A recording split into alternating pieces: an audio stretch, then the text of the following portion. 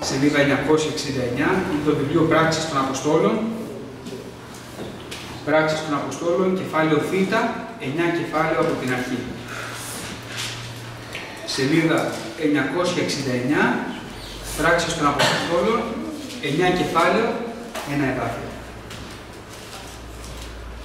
Ο δε Σαύλος, πνέων έτη απειλήν και φόνων κατά των μαθητών του Κυρίου, ήλθε προς τον αρχιερέα και εξήδησε παρά αυτού επιστολάς εις Δαμασκών προς τα συναγωγάς, όπως εάν έβρι τεινάς εκ της οδού ταύτης, άνδρας και γυναίκας, φέρει δεδεμένους εις Ιερουσαλήμ.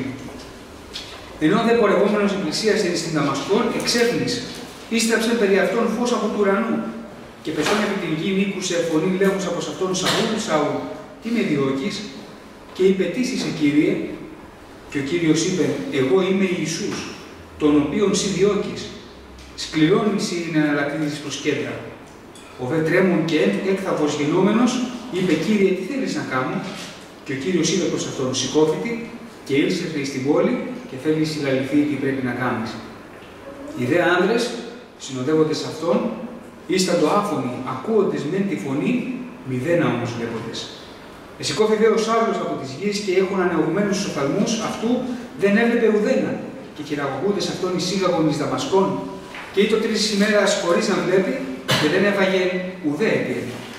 Ήτο δε της μαθητής εν Δαμασκό Ανανίας ονομαζόμενος, και είπε προς αυτόν ο Κύριος διοράματος, Ανανία, ο δε είπε μη εγώ Κύριε, και ο Κύριος είπε προς αυτόν, σηκωθείς, είπαγε εις την οδόν την ονομαζομένη ευθεία, και ζήτησε η ηλικία του Ιούδα την αν Σαύρον ονομαζόμενον Ταρσέα, διότι ειδού προσεύχεται.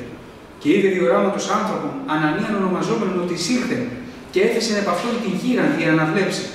Απεκρίθη δε ο Ανανίας, Κύριε, οίκουσα από πολλών περί του ανδρός τούτου, όσα κακά έπραξε εις τους Αγίους του εν Ιερουσαλήμ, και εδώ έχει εξουσία παρά τον αρχιερέο να δέσει πάντα στους επικαλουμένους το όνομά σου. Είπε δε προς αυτόν ο Κύριος, είπαγε, διότι ούτως είναι σκεύος εκλογής εις εμένα, για να βαστάσει το όνομά μου ενώπιον εθνών και βασιλέων και των ιών Ισραήλ, επειδή εγώ θέλω δείξεις αυτόν όσα πρέπει να πάθει υπέρ του ονόματός μου.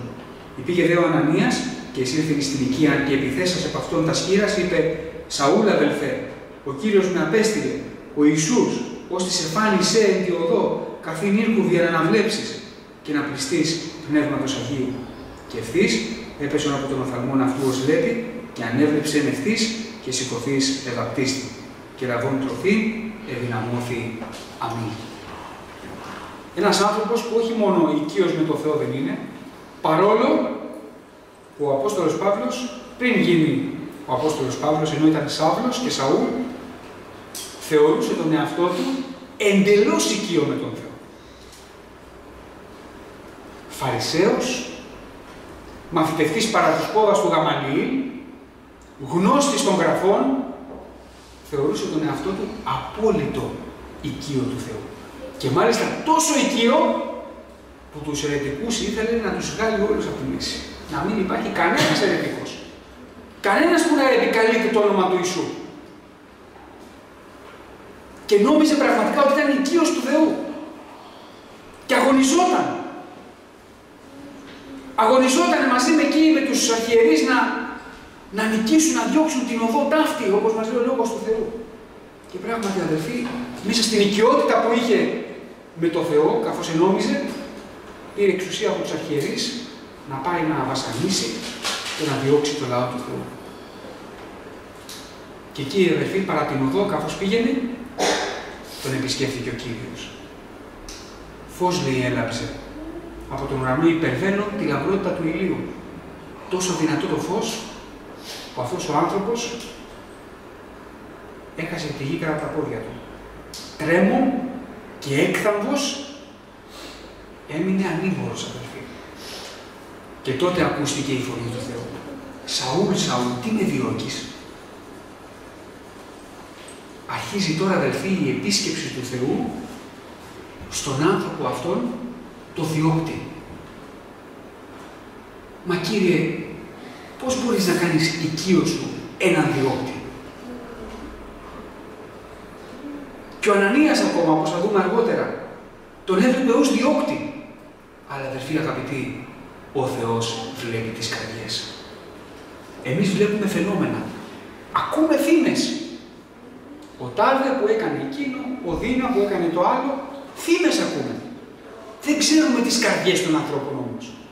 Ο Θεός όμως, αδελφοί, ο Ιησούς Χριστός είναι καρδιογνώστης. Γνωρίζει αυτή την ώρα, καθώς ακούει το Λόγος του Θεού. Ξέρει πάρα πολύ καλά τι έχω εγώ μέσα στην καρδιά μου τώρα που ακούω. Ξέρει πολύ καλά τι έχεις εσύ. Ξέρει τις σκέψεις μας.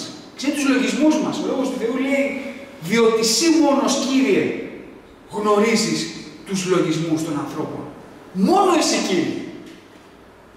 Και γνωρίζει πάρα πολύ καλά, αδελφοί, τα πάντα ο Θεός για όλους εμάς. Και γνώριζε και για τον Παύλο. Ήξερε ποιος είναι αυτός ο διώκτης. Αλλά όμως, αδελφοί αγαπητοί, πραγματικά εφανερώθηκε η καρδιά του Παύλου. Άκουσε τη φωνή. Έπεσε κάτω, λέει, στο έδαφος και άρχισε συνομιλία με τον Θεό. Και ποιος είσαι, Κύριε, τον οποίο εγώ διώκω?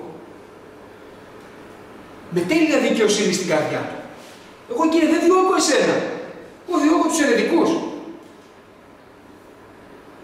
Σκληρόν είναι, Σάβλε, να κλωτσάς τα καρφιά. Κύριε, τι πρέπει να κάνω? Και εδώ αρχίζει η ταπείνωση του ανθρώπου που είναι έτοιμος να γίνει ένα και οικείος με το Θεό. Η πρώτη ερώτηση και η ερώτηση που δείχνει την ταπείνωση, αδελφοί.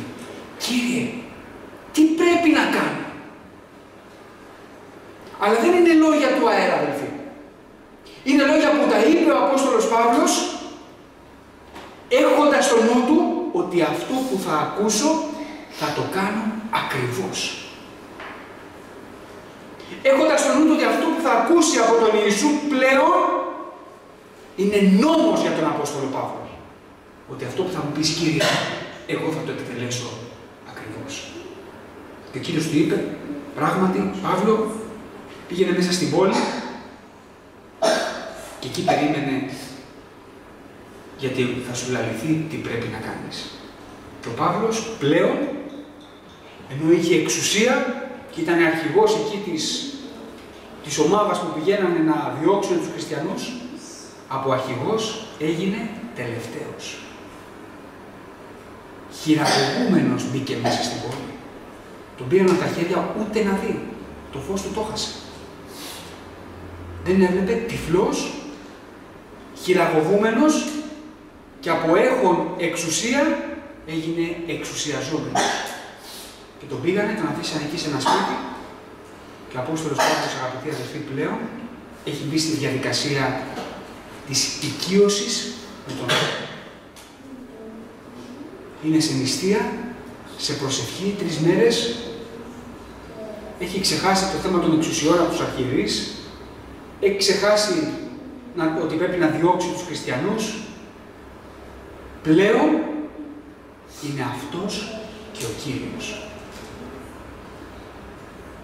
Πλέον είναι ο Παύλος και ο Ιησούς.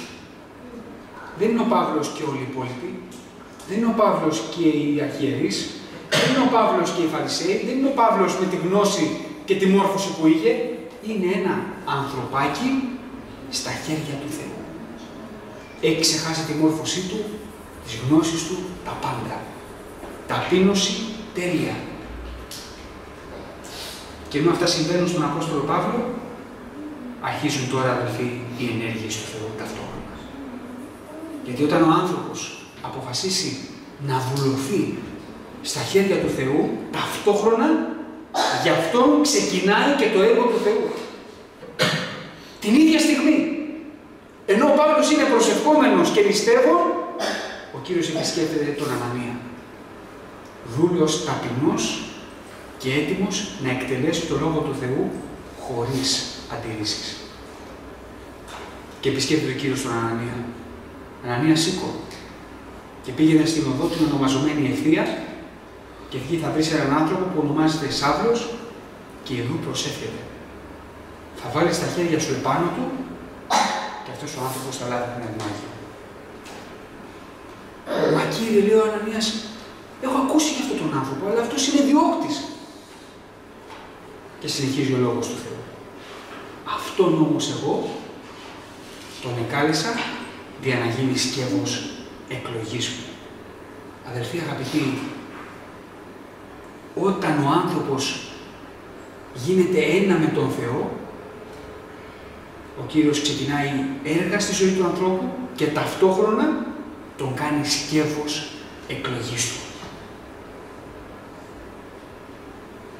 Και σκεύος εκλογής του Θεού, αδελφοί, είναι μοναδικό να το απολαμβάνει ο άνθρωπος. Είναι μια ιδιότητα που όλοι θα θέλαμε να έχουμε, αδελφοί. Όλοι θα θέλαμε να έχουμε αυτή την άνεση με τον Θεό. Ο Θεός να μας χρησιμοποιεί όπως θέλει. Το σκεύος εκλογής, ξέρετε τι κάνει? Είναι το σκεύος το οποίο δεν έχει γνώμη όταν έρχεται ο Θεός να το αποστείλει. Ο Απόστολος Παύλος δεν είπε ποτέ στον Κύριο: Κύριε, εσύ με στέλνεις τώρα να πάω στους Φιλίππους, αλλά εγώ δεν πάω. Τον επισκέφθηκε ο Θεός και του δείξε το ενύπνιο, την όραση, την νυχτερινή, τον άνδρα τον Μακεδόνα, να του λέει: Παύλο, έλα στη Μακεδονία και βοήθησέ μας. Ο Παύλος δεν είπε: όχι, δεν έρχομαι, πρέπει να πάω στα Λύστρα. Και στην Δέρβη δεν είχε δική του απόβαση. Είναι σκεύος εκλογής. Κύριε, παραδίδομαι σε σένα, πάρε τα χέρια μου και κάνε με ό,τι θες.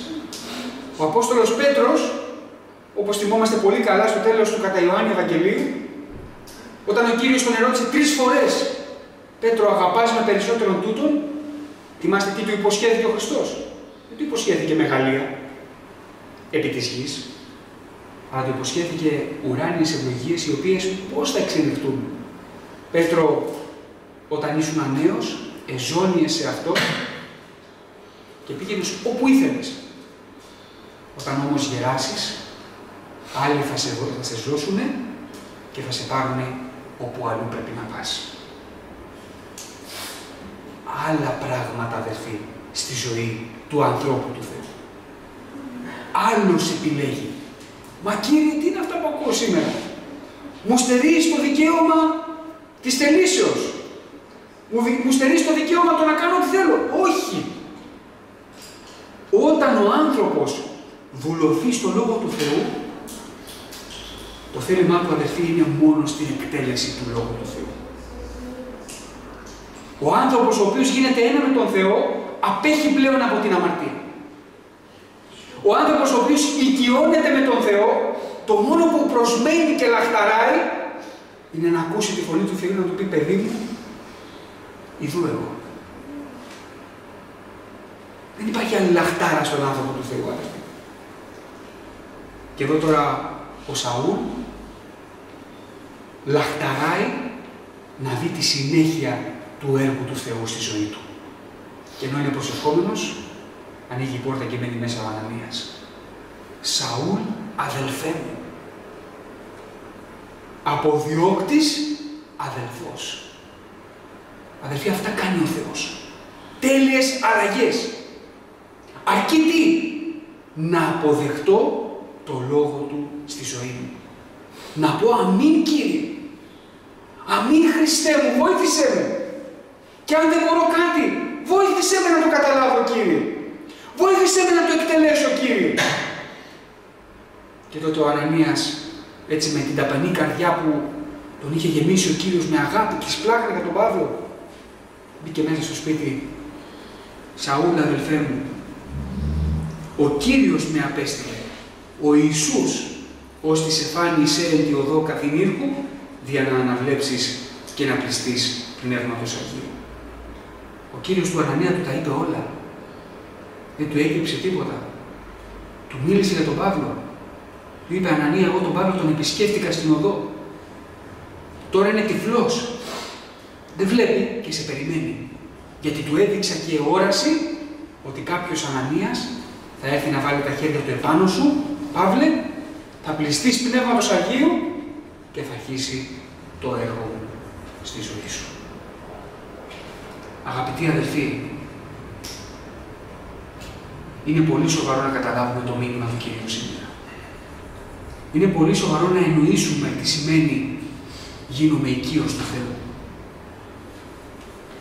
και να πάρω απόφαση στη ζωή μου να εκτελέσω το Λόγο του Θεού. Να πάρω απόφαση στη ζωή μου. Ό,τι δεν καταλαβαίνω, μην το φοβάμαι. Ό,τι δεν καταλαβαίνεις, μην το φοβάσαι. Ο Θεός ποτέ δεν μιλάει απειλητικά ή με θυμό, αν κάτι δεν καταλαβαίνω. Αντίθετα, τι λέει? Και αν κάποιος καταλαβαίνει κάτι διαφορετικά, και σε αυτόν θα αποκαλύψει ο Θεός. Και αν φρονεί τι άλλος πώς, έτσι λέει ο Λόγος του Θεού. Και σε αυτόν θα αποκαλύψει ο Θεός. Άρα μη φοβάσαι αυτό που δεν καταλαβαίνεις. Αυτό που πρέπει να φοβόμαστε όλοι, αδελφοί, είναι αυτό που καταλαβαίνουμε, αλλά δεν εκτελούμε. Αυτό που δεν το καταλαβαίνω θα μου το φανερώσει ο Θεός. Αλλά αυτό που δεν θέλω να εκτελέσω, ο Θεός ποτέ δεν θα έρθει να μου το επιβάλλει με το ζώο. Ποτέ. Ποτέ. Επειδή με αγαπάει, θα δημιουργήσει όμως τις προϋποθέσεις. Να μου δώσει την ευκαιρία να γίνω πιστός στο λόγο του. Και εδώ πέρα στον Απόστολο Παύλο τώρα του έδωσε την ευκαιρία. Δεν τον άφησε να είναι διώκτης και να πάει στην καταστροφή. Επειδή τον αγαπάει, τον επισκέφτηκε. Και ο Παύλος αμέσως ανταποκρίθηκε στην επίσκεψη του Θεού. Και εμείς, αδελφοί, καλά θα κάνουμε να ανταποκρινόμαστε στις υποσχέσεις του Θεού μας. Να λέμε αμήν στο Λόγο του Θεού. Να μην μένουμε πεισματοδός στη δική μας την οδό. Αλλά με χαρά να αποδεχόμαστε τη φωνή του Κύριου. Με χαρά να αποδεχόμαστε την προσταγή του Λόγου του Θεού. Και με επιμονή να αγωνιζόμαστε να οικειωθούμε τον Κύριό μας. Για να απολαύσουμε όλα αυτά που διαβάσαμε στο βιβλίο του Ιώβ. Αδελφοί αγαπητοί, ο Θεός είναι καλός. Ο Θεός αγαπάει τον άνθρωπο. Ο Θεός δεν θέλει τον άνθρωπο να χαθεί. Ο Θεός θέλει τον άνθρωπο να σωθεί. Ο Θεός θέλει τον άνθρωπο να απολαύσει την αιώνια ζωή. Ο Θεός έφτιαξε τον άνθρωπο, αδελφοί, για να είναι μαζί του στην αιωνιότητα. Έτσι ξεκίνησε το έργο του Θεού. Δεν έφτιαξε τον Αδάμ και την Εύα και τους άφησε έρμεα. Έφτιαξε τον Αδάμ και την Εύα και τους έβαλε μέσα στην παρουσία του. Αλλά ο άνθρωπος δυστυχώς δεν έμεινε πιστός. Αλλά τώρα μας δίνεται η ευκαιρία, αγαπητοί αδελφοί, να απολαύσουμε την παρουσία του Θεού, να απολαύσουμε την υπεράσπιση του Παντοδυνάμου, να απολαύσουμε την παρουσία του Θεού στη ζωή μας και νικητές να φτάσουμε μέχρι το τέλος. Τη ζωή του Αποστόλου Παύλου στη συνέχεια την ξέρουμε όλοι πάρα πολύ καλά. Ξέρουμε πόσες φορές ο ίδιος είπε ότι τον αγώνα το καλό αγωνίστη, την πίστη διετήρησα, του λοιπού δε μου απομένει ο της δικαιοσύνης στέφανος. Αυτό είναι αποτέλεσμα της οικείωσης με τον Θεό. Κανείς δεν έχει την παρησία, αδελφοί, να πει τον αγώνα τον καλό τον αγωνίστηκα, την πίστη τη διατήρησα, του λοιπού δε μου απομένει ο της δικαιοσύνης στέφανος, εάν δεν είναι πεπισμένος ότι ο Κύριος του το χάρισε. Γι' αυτό, αδελφοί αγαπητοί, να οικειοποιηθούμε τον Κύριο, να γίνουμε ένα μαζί Του, για να έχουμε και εμείς την ίδια παρησία που είχε και ο Απόστολος Παύλος μέχρι το τέλος. Ας είναι ευλογημένο το όνομα του Κυρίου μας, αδελφοί. Ήρθε ο Κύριος μέχρι τέλους να μας κρατήσει κοντά Του, αλλά και ήρθε εμείς μέχρι τέλους να μείνουμε κοντά στο Θεό. Όχι απομακρυσμένοι από τον Θεό, κοντά στο Θεό. Έχει διαφορά το είναι κοντά και το είναι ένα. Να είμαστε ένα με τον Κύριο. Ας είναι ευλογημένο το όνομα του Κύριου μας. Ο Θεός να μας ευλογήσει. Σε κάθε